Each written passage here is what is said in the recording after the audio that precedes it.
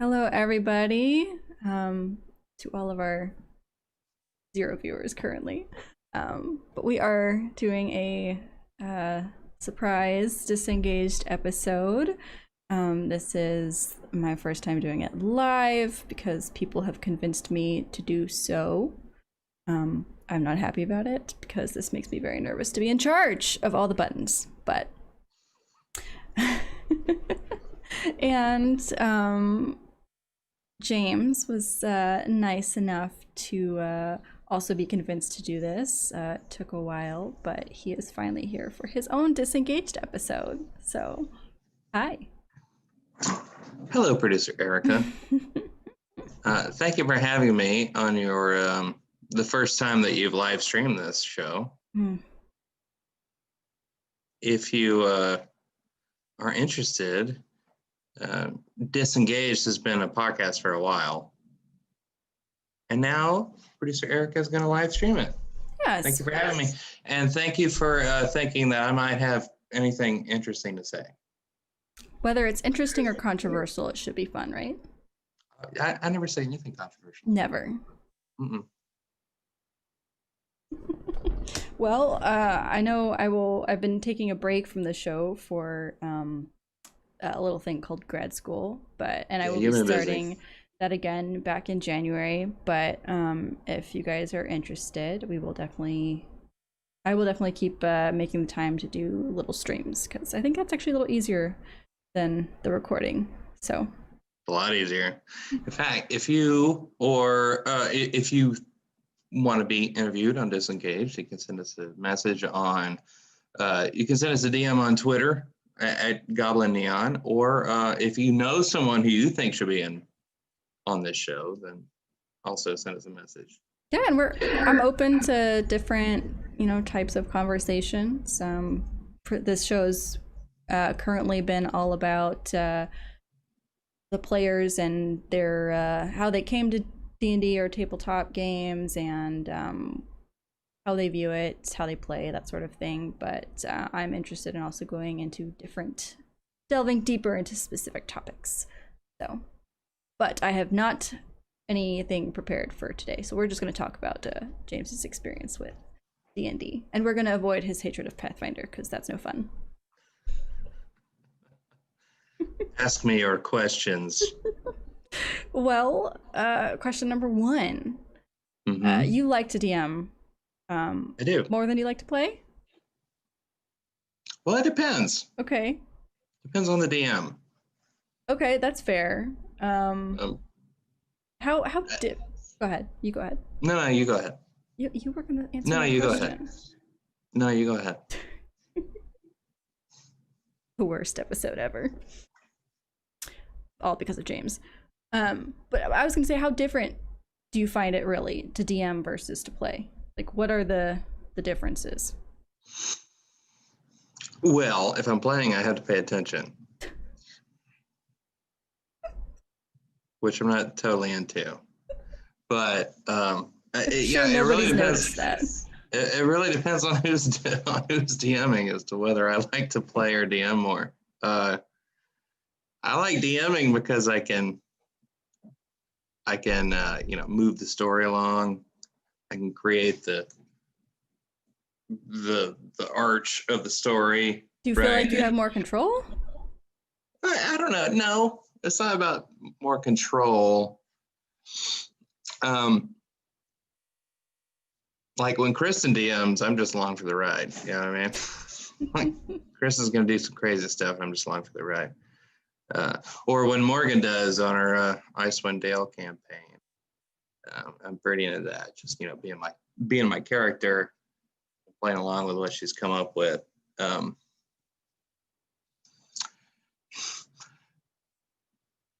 So if Morgan or Kristen or somebody like that is DMing, I don't sit there and wish that I was DMing. No, I enjoy the game that they put out, and I play along with my character. What are your marks of a good DM versus somebody who makes you lose interest, I guess? Oh, yeah, you were asking hard questions. Are you going to ask everybody hard questions or just me? Just you. Yeah. you didn't ask anybody else our questions on our podcast, which is on Spotify, Apple Music, Google Pod, anywhere you find podcasts, really, you can go find Disengaged at Goblin Neon. And no, you didn't ask anybody hard questions like that, because I am in several long-running campaigns with many different DMs at the moment. And We don't have to call any names out. Everybody I know does a great job. If you're DMing, you're doing a great job. Okay? Because it's hard to find a DM. Everybody wants to play, nobody wants to DM. Okay? So if you are DMing, you're doing a great job. Let me just say that. But your question specifically was what makes me not like a campaign? What makes you lose interest, I guess? What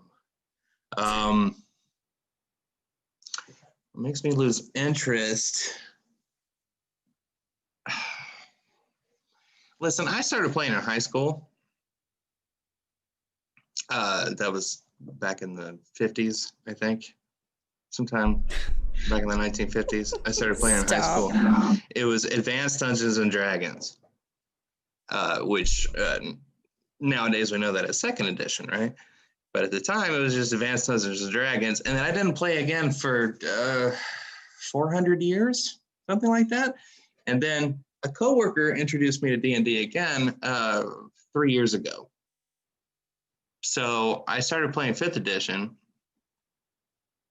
And the differences between that and now are a lot. At the time, it was just about killing monsters.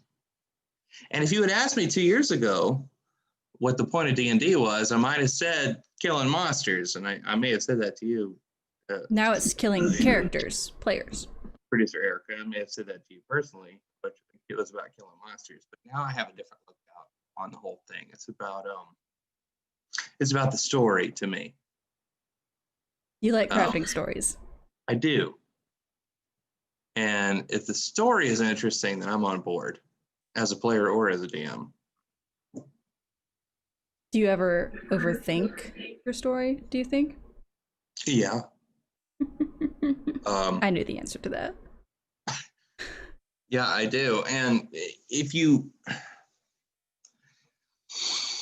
think if you're going to DM your own game, you'll have a better time if you just have the bare bones of a story and let the characters craft it than you will if you have the whole thing planned out ahead of time, because they're going to change it.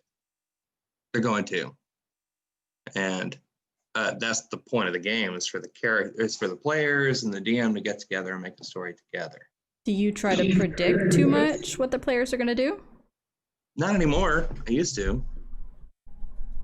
I had, several different, okay, well, this is what'll happen if they do this or if they do that. But then they do something that you never even thought of. You can't think of everything that they're going to do. So it's better off to have a bare bones story and just improv most of it is what I do. What's your favorite campaign that you've created story-wise, then favorite campaign that, pre-written? Well, my favorite campaign that I've done was Endless Midnight, of course. That one's special to me. But I came in, I did Endless Midnight, or I wrote the story for Endless Midnight because of, okay, let me back up. All right, so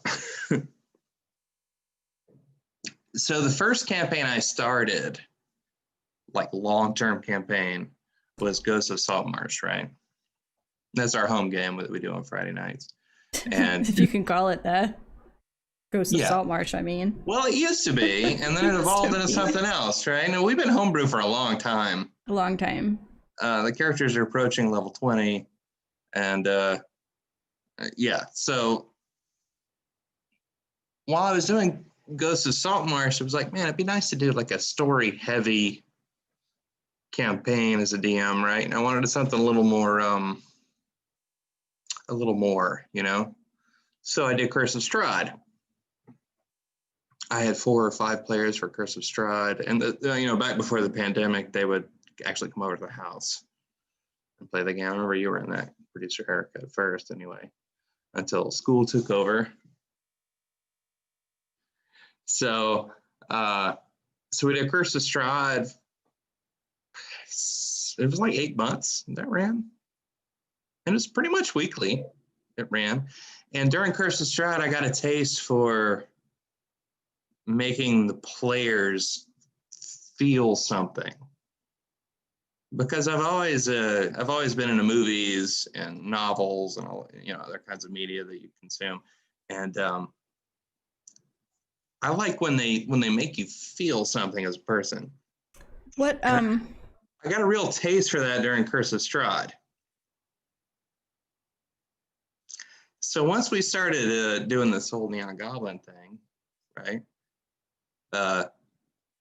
First we did the Hottest Club in Waterdeep, which is still going. You can watch us, you know, not every Thursday night, but most Thursday nights, right? And that was fun. I enjoyed doing the Hottest Club in Waterdeep. We're just doing Dragon Heist, right? Another pre-published module. But I started getting that itch again for something a little more story heavy, a little more emotional. See, this is where you and I differ a lot, in that that emotional grab for you, I think, has to be heavy. Sometimes I like the emotional that are just light and fun. Yeah, and we do both, you know? Yeah. Hottest Club in Waterdeep, that's what it is. It's all surface level. This doesn't, you know, we're not looking at anybody's backstory or anything like that.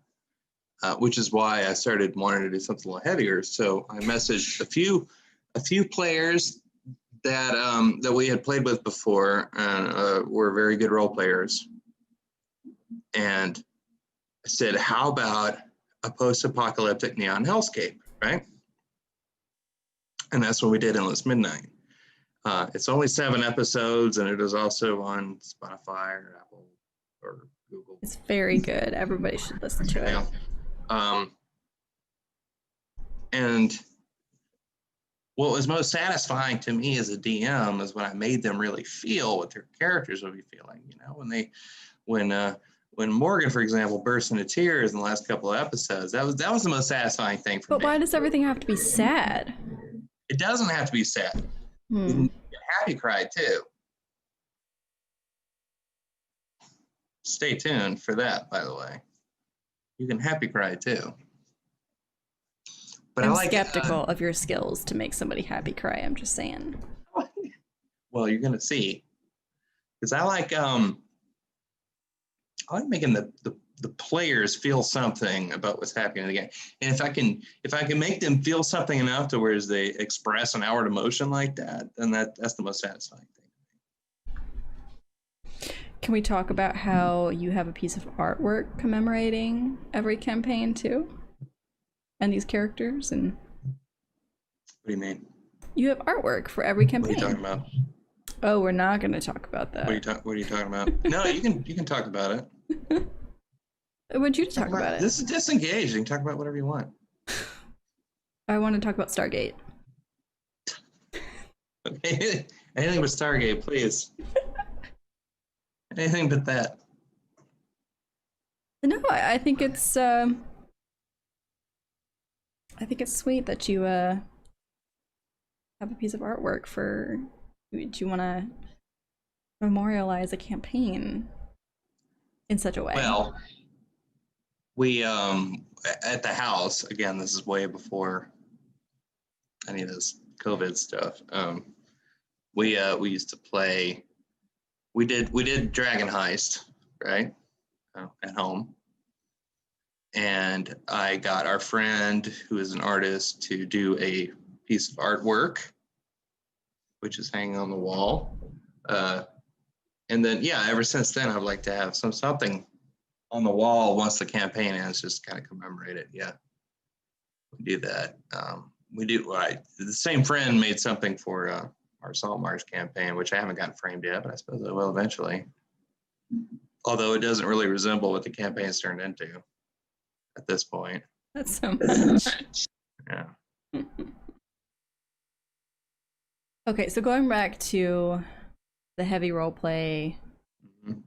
having a story, Mhm.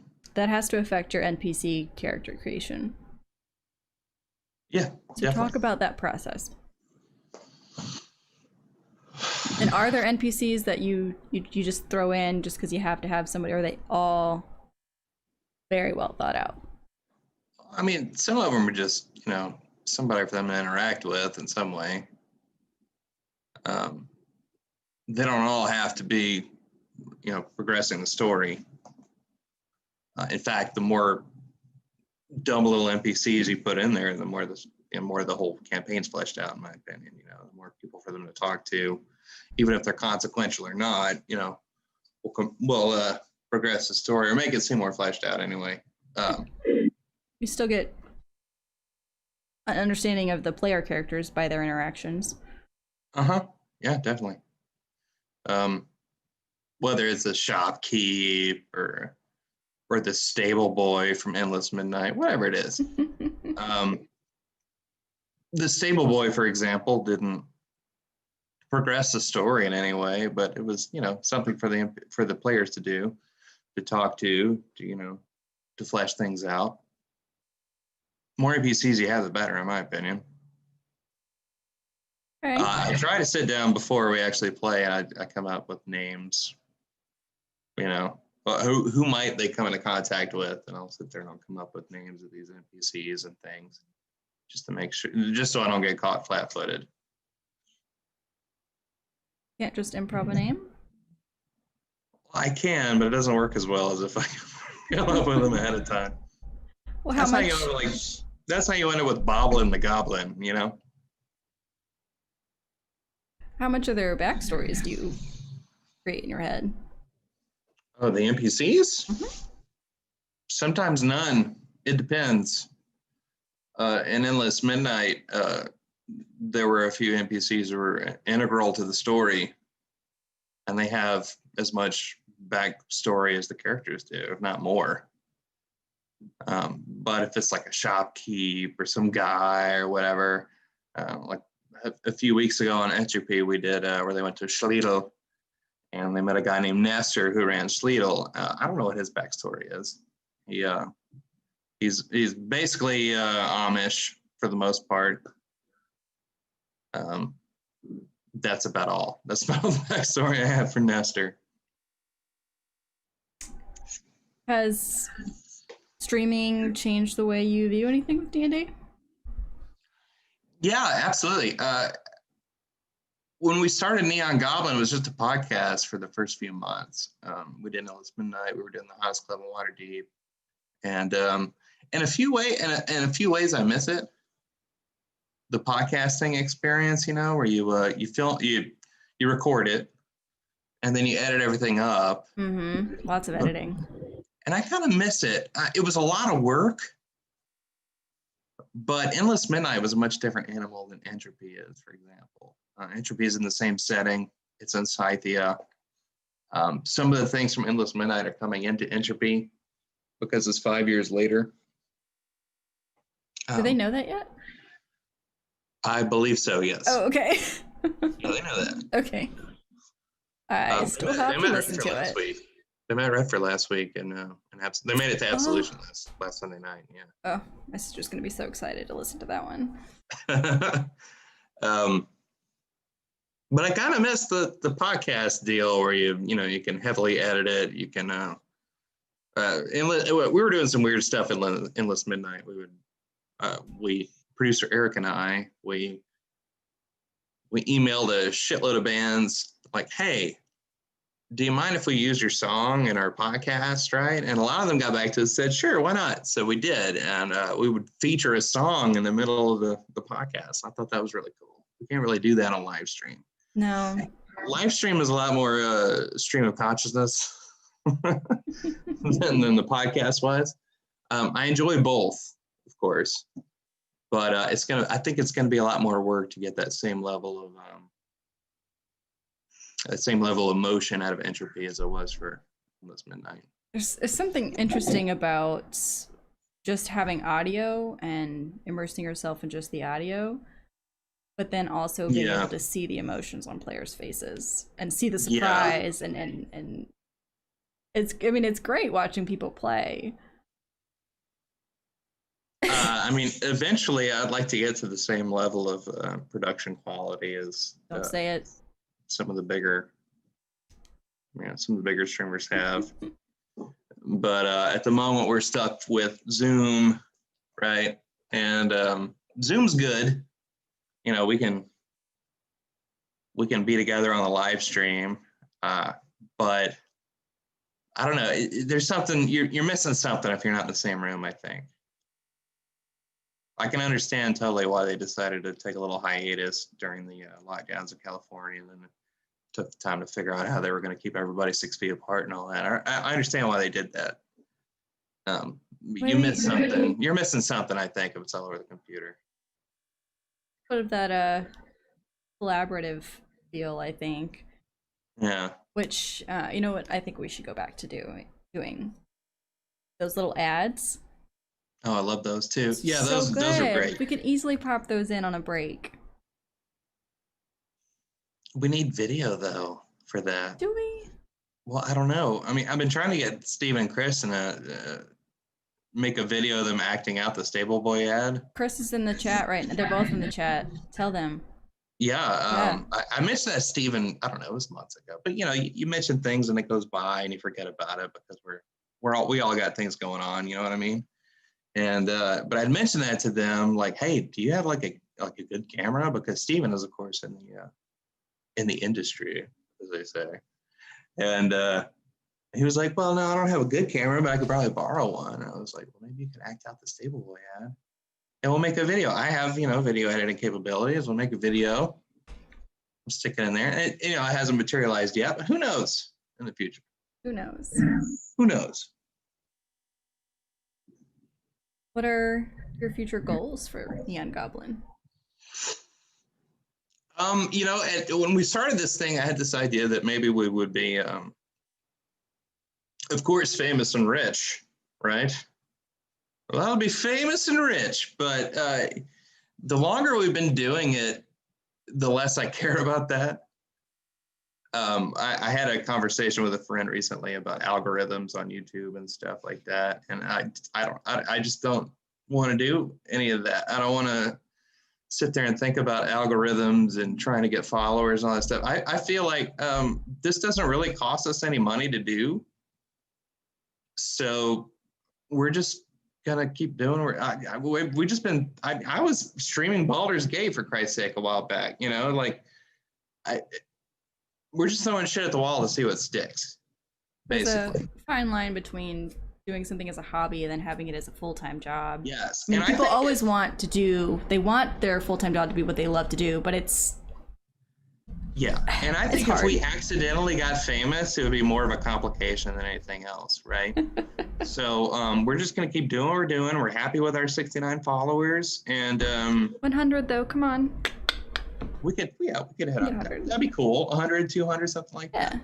But I don't really want us to get famous. I mean, if it happened, we would deal with it. Mm-hmm.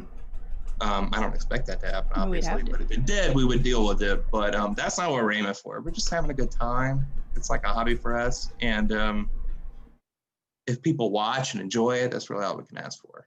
If one person, like one cast member, was going to get us famous, who would it be? Oh, Steven. Absolutely. Without a question. Mm-hmm. For something good or something bad? Both. Okay. Yeah. It'd be like a bad boy kind of thing that everybody's like, oh, you know what I mean? Yeah. Steven, absolutely. No question. Well, aside from goals, is there anything in particular you want to see us do? Besides weep and gnash your teeth as things happen in the game? Any particular, not necessarily particular games, but different, like I still want to do some sort of game show thing at some point. That'd be fun. Oh, that would be fun. Right? Yeah. So what kind of things do you want us to do? Or viewers out there, what do you want to see us do? Let us know. Yeah. Yeah, we're definitely open to suggestions because we don't really have a plan. No. There's no plan for what we're doing. I would like to get more of more Joe DM. Cabo likes your hair today. Who? Joe Cabo. Oh well, Joe Cabo's. Thank you, Joe Cabo. I'm thinking about once Saltmarsh is done, which should be before too long, which is again is our home campaign that we don't stream. I would like to do a Cyberpunk game. Cyberpunk Red would be fun to do. I would like to get another DM besides myself to be doing a long-term campaign. Long-term. Mm-hmm. Yeah, Morgan's doing Frigophobia, which is awesome. And we get Kristen in. And Kristen has expressed wanting to do it once a month with the scrying pool or something, right? And that's awesome. More DMs than just me. It shouldn't be me doing everything. You know what I mean? Like I want other DMs in there. And we need lots of different points of view. I had a thought when you talked about the Saltmarsh game. Yeah. Question. Okay. If, somebody wanted that to become not that particular game, but do you want in every game you play to be streamed, or do you definitely still want like a home game that's just for you and for everybody playing it, but not for everybody else? Well, from a podcast or a streaming standpoint, Saltmarsh has served us well in bringing people in to Neon Goblin. Because people say, hey, you want to play some D&D? And they come in and they play in our Saltmarsh game, which of course now is virtual as well. We don't do that at home anymore. And then if they seem to like playing D&D and they have, we say, hey, do you want to be on stream? There's something about a game that's just for you and your friends that you're just doing whatever the hell you want with, or you're learning, or there's no pressure. Yeah. In that game, I've had like how many players have we had in that game? Like 13 or 14 more than that. Players over time. I think because there was one time we had like 10 players at one time. Yeah, I've always been pretty. I don't really care how many people show up every night. As long as I have 3, I'll play, right? And that's not a story-heavy camp. I mean, it is. It's story-heavy, but it's not like I haven't made everybody show up every week. So I'd say the story has been like 3 stories in one that don't really connect. Yeah, it's all over the place. Except for Marlo. Yeah, well, he's always there. You have to have some kind of a, something in there to tie the whole thing together, right?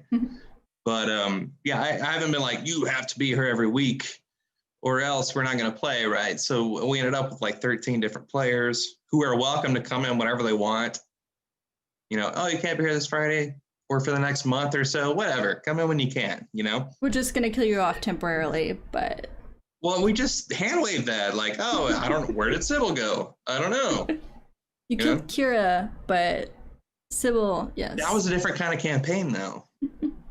That was a much different kind of campaign in Curse of Strahd. Our Saltmarsh, and I still call it Saltmarsh, even though it's way not Saltmarsh anymore. But it is kind of nice having that home game that's not streamed, that we can do whatever we want, and we can invite new people in, because, I mean, even if I don't want to invite people that I just met onto a stream, right? Because I don't know what they're going to do. You know what I'm saying? Like, I'd like to at least meet you at first, play a game with you and blind dating D&D. That'd be hilarious. I saw somebody on Reddit the other day talked about a Tinder type app for D&D games. Huh. Yeah, where you can swipe left or right. If you're looking for games. There is a subreddit for that though. It's called LFG, which is looking for games. So if there's looking for a D&D game, you can look at LFG. Or if you're watching this right now and you've never played D&D before, you can play with us. Or if you haven't played D&D with us, You can play D&D with us. We still have our Friday night campaign that is not streamed. Okay, so if you could give me three, Oh, your three biggest pet peeves and your three best tips for DMs. okay. So as a DM, I'm not gonna make it pet peeves. Okay, I'm gonna screw up your question. And I'm gonna that's go fair. with well, I guess it's kind of the same. Tips, I guess, is kind of the same thing. It As a is. DM, It is. It says if you're critiquing, it'd be the pet peeve. Is I guess what I mean. So we can keep it to tips. I've played as a player in a whole lot of campaigns with DMs, campaigns and one shots and everything else. We used to have a thing in Atlanta called Atlanta D&D, which kind of imploded on itself earlier this year. But you could show up and you could just play with whoever, right? As a DM, I would suggest the first time you do it, you use a pre-published module, right? But you have to read the module first. Okay, here's a mistake I made in Curse of Strahd because I didn't read the entire book before we did it, right? I was going chapter by chapter, and Strahd's kind of crazy anyway because they go anywhere they want, you know what I mean? It's not linear like other modules are, but in Strahd, I completely missed the one sentence where it said that Esmeralda had a prosthetic leg. So in our Curse of Strahd game, she just didn't because I didn't notice it, right? I would suggest you read the entire thing before you start. If you're going to do Lost Mines of Phandelver or Dragon Heist or whatever it is, I would suggest reading the entire module first because a lot of times what they'll do is they'll put some piece of information at the end of the book, but you needed to know that at the beginning, like Esmeralda having a prosthetic leg, right? Things like that. So I would suggest reading the entire thing first, and you got to be prepared before each session. Even if you're going to improv the whole thing, you still have to be prepared with your setting and all the things that are peripheral to what's actually happening in the game right then, because you never know what players are going to do. Players are crazy. And you can't predict what they're going to do, so you have to be prepared. Have you met any predictable players before? No, I haven't. What are these cats they tell you? No, I haven't met any predictable players. I don't think that's a possibility. I think as a human being, if you took 10 different players and you presented them all with the same problem, they're going to come up with 10 different ways to solve it. So as a DM, you can't come up with that ahead of time. A lot of the time as a DM, you're going to improv just because you have to.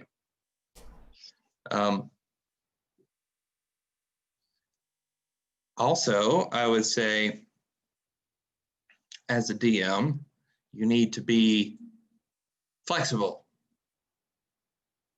I see a lot of posts online about how these DMs, they allow this or that or whatever. It's like your job is to make a good playing experience for the players, right? That's what you're there for as a DM. You're the one running the game. You set the game up, you present it to the players, and you have to be flexible. If you're no, you can't do that because of this, or you can't do this feat because of that. It's like just let it in, man. Who cares? Even if you automatically, disagree, like take a minute to think about it. Unless they want to do something messed up. Define messed up.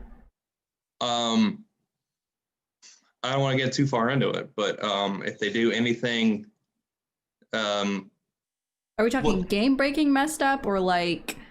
No. Mind fuck. Yes. Okay. First of all, they have to work with the players. Okay, and as a DM, you have to be ready to step on that if they don't.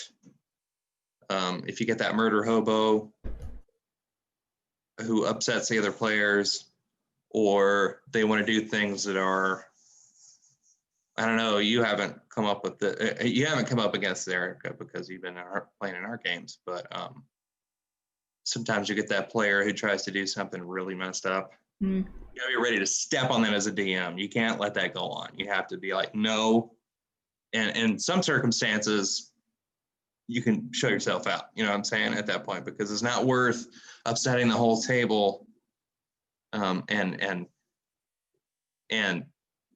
upsetting the other players just to make that one guy okay with whatever screwed up stuff he's trying to do. You know what I'm saying? Another subreddit I like is RPG horror stories. Wow. You want to imagine some of the stuff people go through. Fortunately, in our games, we haven't had that problem because we're all cool. That's right. That's right. And if you're super cool, you can be in a game on Neon Goblin. You don't have to be super cool to be in a game. You do. You have to be super cool. But so far, everybody in our games has been super cool. Was that 3? I don't know. Okay, well, it's fine. Maybe. Maybe it was. Well, I think that's it for this. I don't want anything else from you, sir. Well, I appreciate that. That's great. No, thank you very much for doing. Thing anybody's ever said to me. That's not true. That's sad, but I know it's not true. Well, again, thank you for having me on your live stream debut. Thank you for finally agreeing. I agreed this whole time. This is just It's you know not. we've had listen, you're in grad school, right? You work full time. There's all this crazy stuff going on outside. This is just the first time we've been able to get everything together and make it happen. Well, I'm sure everybody's appreciated getting into your head a little bit. Well, I don't know if, I don't know if it's worth getting into my head. Listen, we have a lot of people who are now behind Neon Goblin, but you're the one who's did start it and who's kind of behind the OBS screen all the time. So I think it's... I drive it for the most part, but I really want... Everybody... I don't want to be the guy. I want this to be a... and I think everybody is learning that. Yeah, a group project. I think we're all excited to keep doing things for it ourselves. So yeah, I know I am. And there are, how many episodes of Disengaged did you do as a podcast? There's like 20 of them, there's like 20, yeah. And those are all... And that's not even everybody that has participated in a Neon Goblin stream. Yeah, you got some work to do if you want to catch up at this point. So yeah, you can go to Spotify, Google Music, Apple Podcast, whatever they're called. Anywhere you get your podcasts, Disengage is there. Sometimes Clara makes a cameo. And don't forget this Wormwood Gaming code that's down there. I don't think we've mentioned it in a long time. I assume it still works.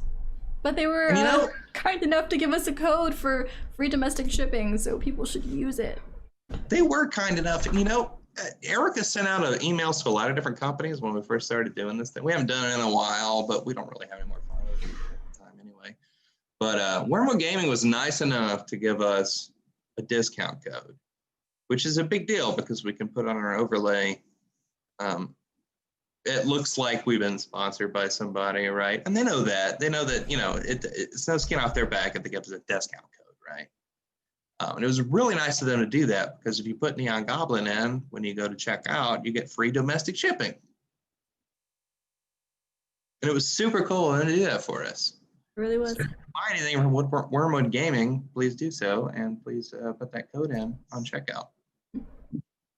Because we got replies from a lot of companies that were like, who are you? But not Wormwood. They were cool. I'm trying to remember who it was that was very nicely put, but it was basically like, you can't do anything for us, so no. You don't have enough followers, It's like, yeah, we know. We're trying to get followers. So, so yeah, Wormwood was super cool. So, and they make really good products. So, if you're going to buy something from Wormwood, put that shipping code in. All right. Thanks everybody for listening and catching the new Disengaged stream. We'll see you later. Didn't have any weird questions from the chat before we... No, but Steve did imply that he's paying you $400 a week for... He's paying me what? $400 a week, yep. Oh yeah. Yeah, you didn't know that? Okay. It's because No. it's actually going to my bank account, not yours. Oh, okay. That makes sense. That makes sense. Give it to Erika. Don't give it to me. I'll just blow it on something stupid. Yeah, I'm gonna end this before this goes crazy. Bye, guys.